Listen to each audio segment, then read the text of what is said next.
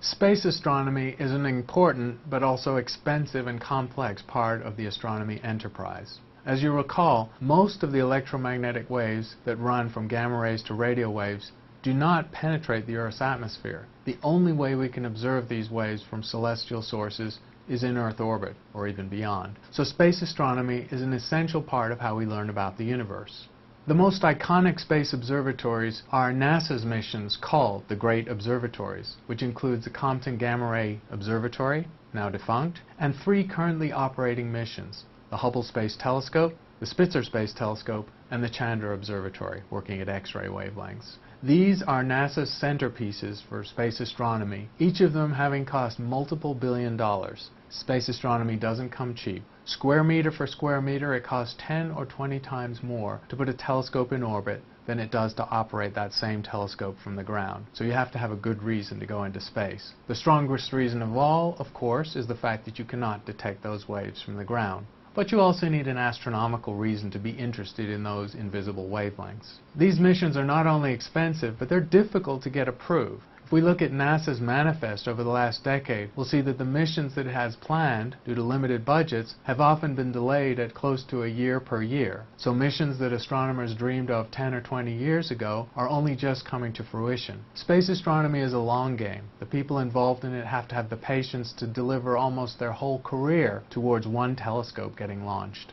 The ultimate place for a space observatory would actually be the far side of the moon. It's incredibly dark, it's shielded from all artificial sources of light, and it's also shielded from sunlight. And it's geologically quiet. There's almost no radio interference or light contamination of any kind. The perfect place for an optical or a radio observatory. The far side of the moon is a place where we could operate a robotic telescope using technologies that we've tested at ground-based observatories. And it wouldn't be much more expensive than conducting moon landings for other purposes. So astronomers still have a hankering, and they have well-developed plans for an observatory on the moon. At the moment, it's unfunded. NASA's great observatories, 3 out of 4 of which are operating right now, mean this is a wonderful time for space astronomy. One of those 3 observatories, the Spitzer Space Telescope, ran out of its primary cryogen a year or so ago, but is continuing in what is called warm mode and still doing exceptional science at infrared wavelengths. The other 2 facilities, Hubble Space Telescope and the Chandra X-ray Observatory,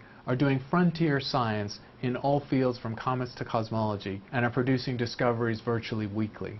These flagship missions are billion-dollar-plus missions. But NASA and other space agencies also have a portfolio that includes mid-scale missions, things that might cost a few $100 million, which sounds expensive, but for space astronomy is actually quite cheap.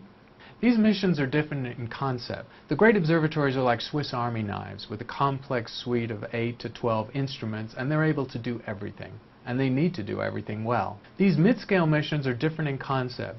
They're designed to address one scientific issue with one instrument typically, and do it with exceptional precision.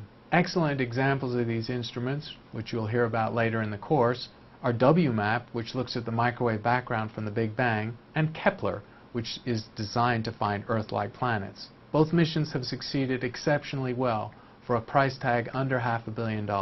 And finally, there are flagship missions still under concept and not yet funded that are really out of the box because they go beyond the detection of normal electromagnetic radiation. A good example of these is LISA, the Laser Interferometer Space Antenna, which is an interferometer that we've already talked about in space designed to detect gravity waves.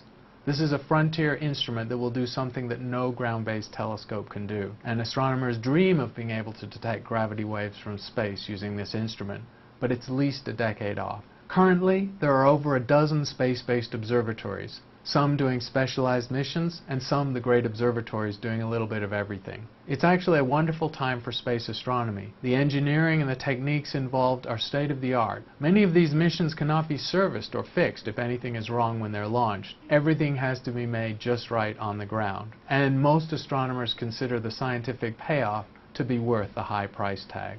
That's the big and expensive end of the scale of astronomy.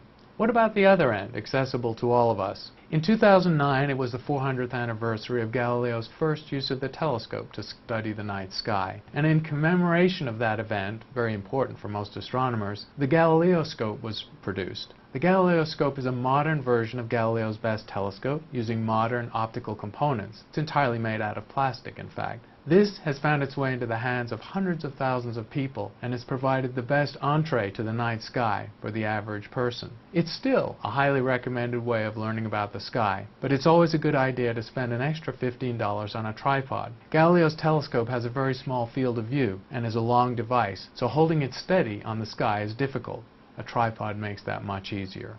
If we're going to summarize the history of optical telescopes over 400 years in one graph, it would be the improvement in sensitivity over the eye in factors of 10. Galileo's improvement with his best telescope was a factor of 100. Then, through the 17th, 18th, and 19th century, larger and larger mirrors were produced to increase that to factors of millions. With the development of electronic detectors and sensitive telescopes in space, the fullness of 4 centuries of telescopic design is a factor of 10 billion times fainter than the eye can see. That's the limit of the Hubble Space Telescope when it stares at one region of a sky for a week. The improvement in resolving power is not the same enormous factor relative to Galileo's telescope or the naked eye, but it's still several orders of magnitude, and with interferometry, several orders of magnitude more. So 400 years of telescope has given us enormous differences in light grasp and sensitivity and resolution.